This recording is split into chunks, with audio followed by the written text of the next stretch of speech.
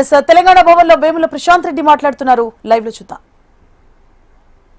మీడియాలో ఎటువంటి వార్తలు వచ్చినాయో మనందరం కూడా చూసినాం. ఇట్లా పొద్దున్న లేస్తూనే దోచుకునుడే ఒక పని. కుంభకోణాల మీద కుంభకోణాలు తప్పిస్తే ఈ ప్రభుత్వం ప్రజలకు 2 సంవత్సరాలుగా చేసిందేమీ లేదు.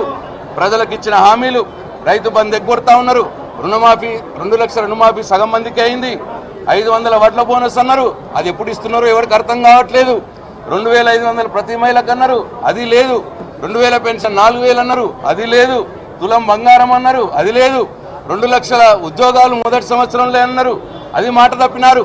ఇట్లా ప్రజలకు ఇచ్చిన అన్ని హామీల్ని ఆ మాటలు తప్పి ప్రజల్ని మోసం చేస్తూ మరి దాని నుంచి బయటపడటానికి ఏం చేయాలని అర్థం కాక ప్రతిపక్ష నాయకుల మీద సీరియల్గా టీవీ సీరియల్ నడిపించినట్టు నడిపిస్తా ఇవాళ కేసులు పెట్టుకుంటా పోతా ఉన్నారు. మరి ఇదంతా కూడా మేధావి లోకం ఆలోచించాలని చెప్పి విజ్ఞప్తి చేస్తూ ఉన్నాం. ఒకవైపు ప్రతిపక్ష పార్టీల్ని ప్రజలకు ఇచ్చిన హామీల్ని ఏం చేసిర్రు, ఎందుకు చేస్తలేరని అడిగినటువంటి మా నాయకుల మీద కేసులు పెడుతూ మరోవైపు ఎంత దొరికితే అంత దోచుకునే కుంభకోణాల మీద కుంభకోణాలు అదే పనిగా ఇవాళ ఈ ప్రభుత్వం చేస్తూ ఉన్నది.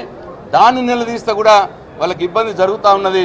అందుకే మా హరీష్ రావు గారి మీద, కేటీఆర్ గారి మీద, చివరికి మా అధినాయకుడు కేసీఆర్ గారి మీద కూడా కమిషన్ల పేరిట కేసుల పేరిట పిలిపించుకొని వేధిస్తున్న సంగతి కూడా ఒకసారి తెలంగాణ సమాజం ఆలోచించాలని చెప్పి నేను కోరుతా ఉన్నా.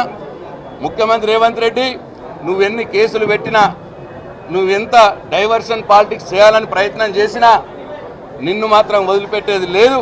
నీ అవినీతిని ప్రశ్నిస్తూనే ఉంటాం, నీ కుంభకోణాలను బయట పెడుతూనే ఉంటాం, ప్రజలకు నువ్వు ఇచ్చిన హామీలను నెరవేర్చేదాక మీ ఎంట పడుతూనే ఉంటాం. ఇవాళ హరీష్ రావు గారు ఏదో నువ్వు కేసు పెట్టి పిలిస్తే భయపడే వ్యక్తి కాదు. తెలంగాణ ఉద్యమంలో అనేక రకాలైన కేసులు ఎదుర్కొని ప్రజల కోసం జైళ్ళలోకి పోయి వచ్చిన వాళ్ళం మేము. కాబట్టి ఈ నీ బెదిరింపులకు, నీ పిట్ట బెదిరింపులకు భయపడ్డాడు ఎవరు లేడు. ఇక్కడ ఉన్న వాళ్ళందరం కూడా కేసీఆర్ సైనికులము. తెలంగాణ ఉద్యమంలో చురుకుగా పాల్గొన్న బిడ్డలము. నీలాగా ఉద్యమకారంగా రైఫిల్ పట్టుకొని పోయిన వాళ్ళం కాదు మేము. రైఫిల్ మా గుండెలకు అత్తుకొని మేము పోయిన మనుషులం మేము. కాబట్టి ఈ పిట్ట బెదిరింపుకు భయపడేది లేదు. హరీష్ రావు గారు వెంబటి యావత్ బీఆర్ఎస్ పార్టీ నిల్చున్నది. తప్పకుండా న్యాయం ధర్మం గెలుస్తుంది. నువ్వు ఆధారాలు లేని ఒక కేసులో సుప్రీంకోర్టు క్లీన్ చిట్ ఇచ్చింది. హరీష్ రావుకు ఫోన్ ట్యాపింగ్కు సంబంధం లేదని హైకోర్టు క్లీన్ చిట్ ఇచ్చింది.